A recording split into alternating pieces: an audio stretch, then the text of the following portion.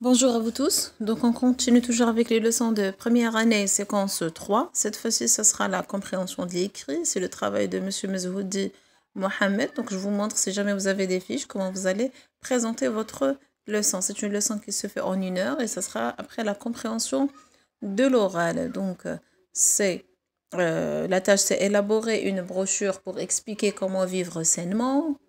Pour vivre sainement, on a la propreté, on a la bonne alimentation, et puis on va joindre ça avec une bonne activité physique. La séquence, c'est comprendre et produire une explication. Donc, on n'est plus dans la partie de questionnement et tout, c'est là pour produire une explication. L'activité, c'est la compréhension de l'écrit. Donc, quels sont ses objectifs? C'est savoir lire. L'élève sera capable de lire et comprendre un texte explicatif présentant une structure énumérative, donc l'énumération. Et puis, connaître la structure d'un texte explicatif. C'est savoir dégager sa structure. Vous avez le texte du manuel scolaire pour votre santé, bougez. Ça serait bien de le changer avec l'autre pour un peu plus simple, si jamais on vous fait le tirage dans votre établissement. Sinon, s'il n'y a pas, contentez-vous de faire justement de vous servir du texte du livre. Allez, pour votre santé, bougez. Vous avez le texte. Pourquoi l'Organisation mondiale de la santé, OMS, propose aux États membres de marquer la journée mondiale de l'exercice physique le 10 mai de chaque année? Vous avez la phase de questionnement. En encourageant l'organisation de marches, de courses, de vélo, d'activités sportives, de loisirs et d'aménagement de parcs et d'espaces publics, l'OMS veut pousser les gens à se dépenser physiquement. Comme le déclare le docteur Pekka Puska, directeur à l'OMS. La journée, ce sont ses propos, la journée mondiale qui a pour thème « Pour votre santé, bougez » insiste sur les bienfaits de l'exercice physique pour la santé et le bien-être dans le monde entier. L'objectif consiste à associer la prévention des principales maladies chroniques, la promotion de la santé et le développement social. Donc, pour tout être humain, l'exercice physique est un puissant moyen de prévention des maladies graves. Organisation mondiale de la santé. Et vous avez la photo du docteur Pekka. Donc, vous avez le texte. Il est un peu plus difficile, me semble, pour les élèves de première année. Je vous dis, si jamais vous avez la chance, quand vous fassiez des photocopies et tout, au niveau de votre établissement, changez le texte. Sinon, essayez de faire comme moi, quoi. Alors, vous avez la mise en train, la situation problème. Que doit-on faire pour être en bonne santé? Donc, vous avez plusieurs expressions et réponses possibles. Donc, soit les élèves vont vous dire il faut manger correctement, c'est juste aussi, il faut être propre et tout. Et aussi, il faut faire du sport. Bien. Alors, éléments périphériques, bien sûr, on va commencer par dégager l'image du texte. Quel est le titre de votre texte, les enfants? Le titre de ce texte est comme ça. Les élèves vont répondre par une phrase correcte. Apprenez aux élèves de répondre comme ça. Le titre de ce texte est « Pour votre santé, bougez ». Faites répéter le titre par plusieurs élèves. 7, 8 élèves normaux. Ça veut dire quoi, bouger? Donc là, ça veut dire on bouge, on fait du sport et tout. Bien. Quelle est la source de ce texte? D'où a-t-on tiré ce texte? On l'a tiré de l'Organisation mondiale de la santé. Activité physique et santé. Apprenez aussi à l'élève de regarder tous les éléments qui entourent son texte. Il y a combien de paragraphes dans ce texte? Il y a 3 paragraphes dans ce texte, puisque c'est un texte explicatif. Il se compose de 3 paragraphes. Bien. Que vois-tu sur l'illustration? Bien sûr, à la page 59, on a le logo. On voit le logo de l'Organisation mondiale de la santé. Faites répéter par plusieurs élèves. Comme ça, vous allez débloquer vos élèves. Je l'ai dit la dernière fois, les élèves sont très très faibles en français. Ils s'expriment presque pas, même ceux qui arrivent à avoir 18, 19 sur 20. Ils ne s'expriment pas correctement. Donc, vous devez à chaque fois, s'il vous plaît, les stimuler. Par quoi? Par le fait de répéter les réponses de leurs camarades. Bien sûr, après avoir dégagé l'image du texte, maintenant les hypothèses de sens. De quoi, à votre avis, va-t-on parler dans ce... Donc, à partir du titre, de la source, de la photo que vous avez, de quoi va-t-on parler dans ce texte? Ce qu'on appelle les hypothèses de sens. Bien sûr, laissez les élèves s'exprimer librement, d'accord? Et puis, prenez 3 hypothèses, vous les écrivez au tableau. Bien sûr, parmi les hypothèses, vous aurez celles qui sont vraies et celles qui sont fausses. Essayez de varier un petit peu. Vous les écrivez sur le petit tableau. Après, vous demandez aux élèves. Moi, la consigne est toujours: prenez un crayon, les enfants. D'abord, avant de lire, vous donnez toujours une consigne. Il n'y a pas une lecture sans consigne. Vous leur dites, les enfants, tenez un crayon à la main. D'accord? Dites-moi, de quoi parle? D'abord, délimitez les 3 parties du texte. Par quoi commence la première partie? Par quoi se termine-t-elle?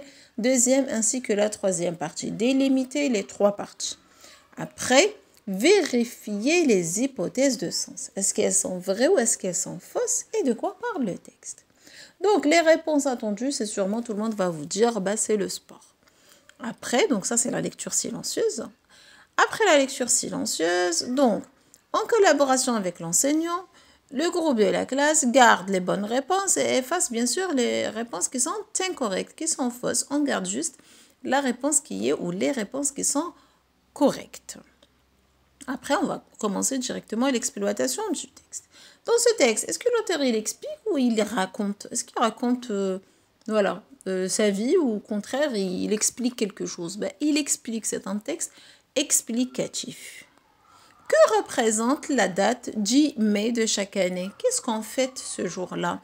Donc c'est la journée mondiale de l'exercice physique. Répétez, répétez, répétez. C'est la journée mondiale de l'exercice physique. C'est quoi l'exercice physique, les enfants? Qui peut me donner un synonyme? C'est le sport. Très bien. Pourquoi on peut remplacer le mot exercice? Activité.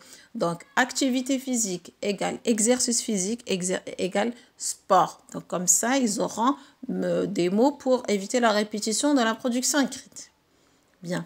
Quelles sont les activités encouragées par l'OMS ce jour-là, lors de la journée mondiale? Quelles sont les activités qu'elle encourage?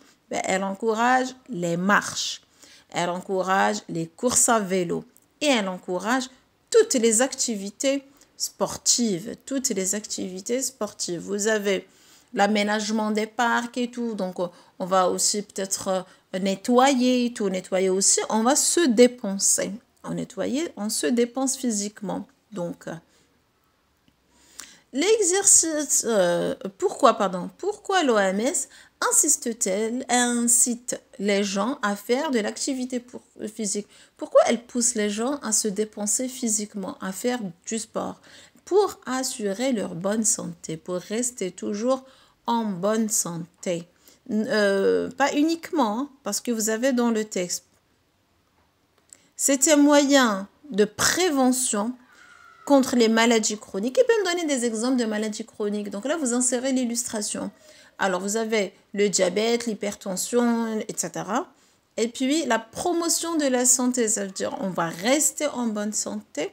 Et surtout, le développement social, parce que quand on fait du sport, un sport collectif surtout, on fera des amis. D'accord, on va côtoyer beaucoup de gens et tout. On va se faire des relations saines surtout. Bien. Alors, l'exercice physique est un moyen de guérison ou c'est un moyen de prévention? Non, il prévient les maladies, donc c'est un moyen de prévention. Trouve dans le texte 3 mots qui appartiennent. Trouve 3 mots appartenant. Là, il y a une erreur. Appartenant ou bien qui appartiennent. Au champ lexical du sport, vous avez la course, vous avez vélo, vous avez marche et tout. D'accord? Se dépenser physiquement. Bien. Relève du texte 3 verbes conjugués au présent de l'indicatif. Donne leur infinitif. Insiste, insister et être. Consiste, consister. Il y en a beaucoup. Après, encadre le nom et souligne l'expansion. Précise la nature grammaticale. La journée mondiale. Mondiale, c'est un adjectif qui a pour thème, c'est une PSR. Après, on revient à l'image du texte. Alors, les enfants, dites-moi, la première partie commence par quoi et se termine par quoi? Elle commence par pourquoi, se termine chaque année. La phrase se termine par quoi? Par un point d'interrogation. Donc, comment on appelle cette partie? On l'appelle la partie de questionnement. C'est là où on pose une question. Où trouve-t-on la réponse à cette question? Dans la deuxième partie. Comme on appelle donc la deuxième partie, c'est la partie... Donc, comme on appelle la deuxième partie, c'est la partie explicative. Donc, c'est là où il y a une explication. D'accord? On a des exemples, on a des compléments du nom, on a des adjectifs, on a des parenthèses pour bien expliquer, on a la définition.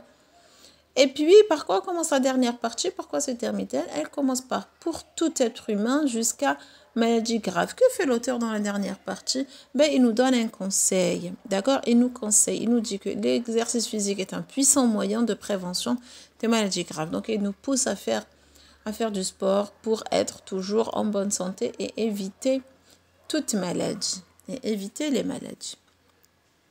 Voilà, donc vous pouvez faire un schéma avec vos élèves, phase de questionnement et tout, comme vous pouvez proposer une petite synthèse. Collectif, physique, sport. Le sport est une activité physique qui se pratique individuellement ou collectivement dans le but d'éviter par exemple les maladies ou dans le but de prévenir contre certaines maladies chroniques par exemple. Voilà, donc il faut vraiment insister sur la forme du texte, beaucoup plus que les détails qui sont dans le texte. Voilà, merci beaucoup.